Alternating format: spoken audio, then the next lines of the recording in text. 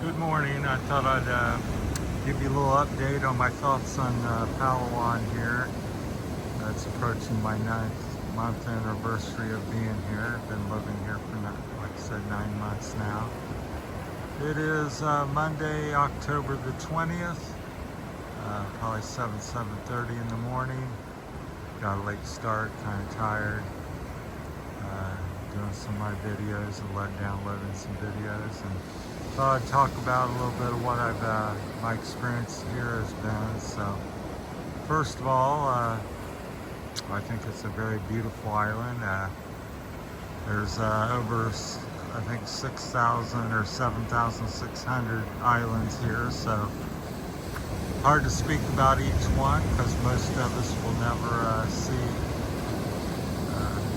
near that many of them, probably 4 or 5, maybe 6 or something. So I haven't heard of anybody that's seen all 7,000 islands in the Philippines. So if you have, please leave a comment, and hats off to you. So this is my, I think, 4th island I've been on.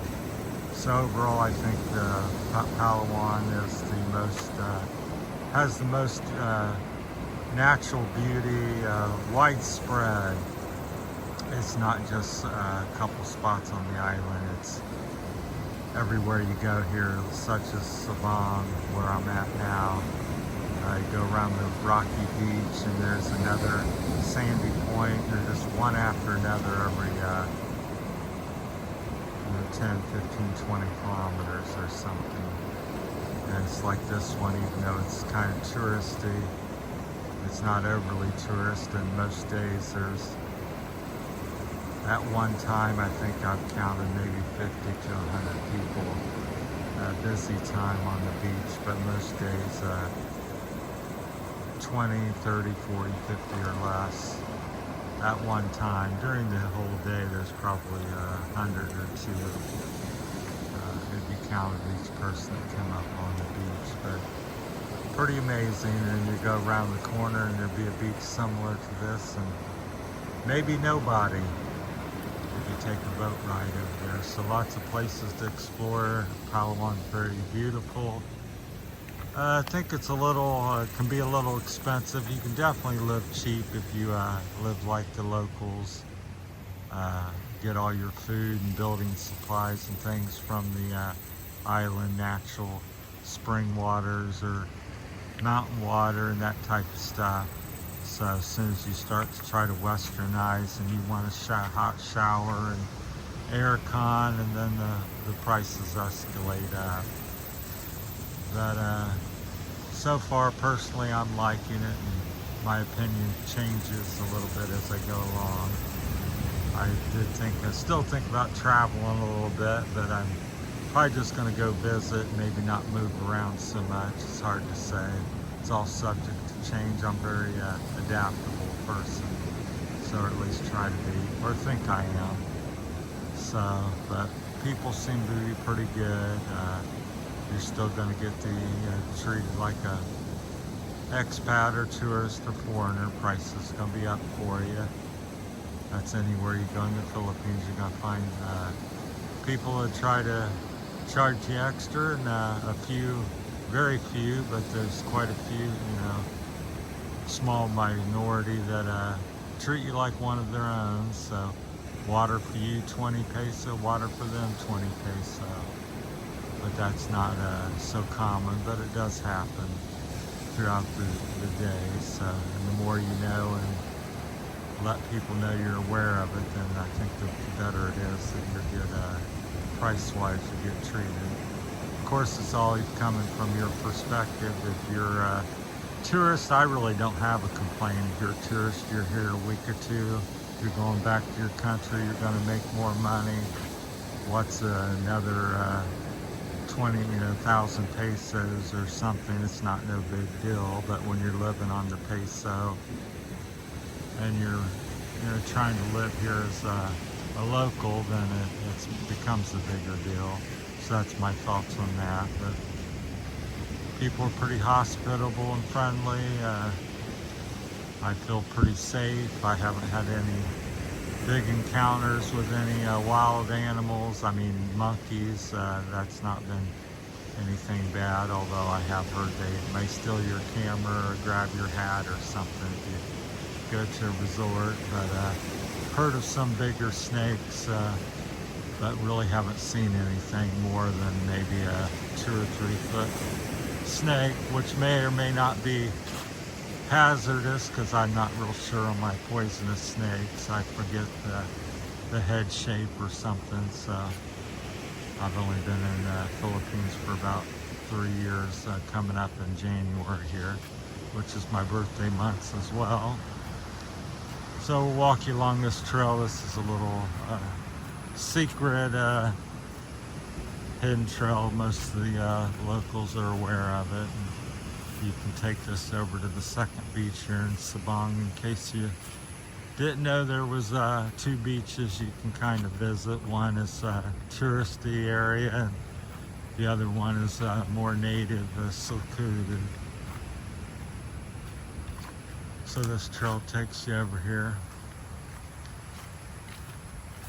So lots of little places to explore, lots of natural things. Very surprisingly, Palawan and the Philippines in general, especially here, is pretty underdeveloped. It's really, you're turning back the time 100 to 300 years ago. Many places have little to no electricity, internet, you know, very underdeveloped. So it's like Sabang, there's maybe 6 places within an hour that has anything similar to Sabang, where we have fairly decent internet, and electricity is pretty widespread here in Sabang. But if you go to Simcon or Simplecon, Port Barton, it's somewhat limited there. So I think they have electricity and the internet, but it's not, the internet's not very good quality. Speaking of the growth here, so these banana trees, they're about 15 feet high now. Maybe when I first come 8 months ago, 9 months ago, they were up to my knees. You could easily see over them. So that's the rapid growth of things here in banana trees. They'll probably be producing here next year. I haven't noticed anything yet. I think it takes a couple years or something. But that's the rapid growth of the things here in the Philippines, because there's no off season. There's usually plenty of water, rain quite a bit. Even in the dry season, there can be some timely rains. And when it rains, I mean, it really comes down typically. It's not just a sprinkle. You typically will receive an inch of rain or 2 in a rainfall event. Not always, but typically. So we're coming out to the second beach. There's like a little security guard sometimes sits there. That's the old toilet, which was standing when I first come 9 months ago. So fairly, you know, clean island, very natural, heavily forested. They have lots of natural park lands. There's an interesting bird. I think he had a piece of food or something in his beak, or he had some fun colored yellowish beak. So, but yeah, if you like nature and adventure, Palawan's one. All the islands will offer something, but it's very widespread. You have 250 miles long of seaside coastline. If you double that, because there's 2 coastlines now, so you could probably say there's 500 miles or plus more of a coastline here in Palawan. So boating, snorkeling, see sea turtles, anything ocean related. The Philippines is fantastic for, and even more so here in Palawan. But like I said, every island has something just spectacular somewhere, but here it's just like everywhere you go, you can't, we're on the second beach here, and you know, it's just gorgeous. This high tide, the sun's coming up, a little fog and mist off the water from because when the waves break, it's very warm. The water's 80 some degrees, and so morning and evening you get the little misty, foggy effect from the warm water breaking on the surf there on the shore. So I think that's pretty interesting. It's amazing. You look out there and see nothing but ocean, the little line in the sky on the sea, and then to think that all that water is 80 some degrees. It's pretty amazing. Day and night, year, month after month. Here it looks like somebody's bamboo raft or something. I don't know what that is. Walk down and look at it here. Looks like an old raft. People locals come over here and camp and hang out. So somebody's made a makeshift raft. I don't know if that's the old raft from the river thing, so it's hard to say, but yeah, it's definitely some sort of raft at some point. So it's washed up because it wasn't here last night. That's another thing about the Philippines. It's a land of always changing, and you come out to the beach, you know, last night this was no place to be seen, and today it's here on the beach. So I keep joking around, saying I wish I'd find some of the balloons or buried treasure that's washed up after a storm, so the sun's blazing here. So, but I just wanted to share some of my thoughts on Palawan. If you got any questions, I think cost of living can be like any place else I've stayed in the last 3 years. It's really depends on you.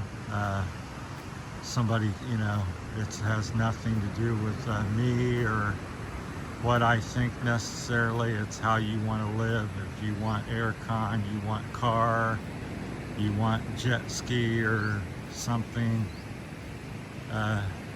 well, you're going to be very similar to the American. You want to just take a walk and live in a bamboo house with no native style house with no aircon, no electricity. Well, very cheap, $300, $400, $500. You go out and take your machete and harvest bananas and coconuts if you're able to climb the coconut tree and know where all these things are, and you can have a very affordable and simple life here, where you can move to one of the bigger cities or resort areas and rent a room for here they have them for up to a couple $100 a day, a night. So if that's your budget and that's something you can afford, to me it's a no-brainer. It's like what you have, and then you live with it on it, just like in America.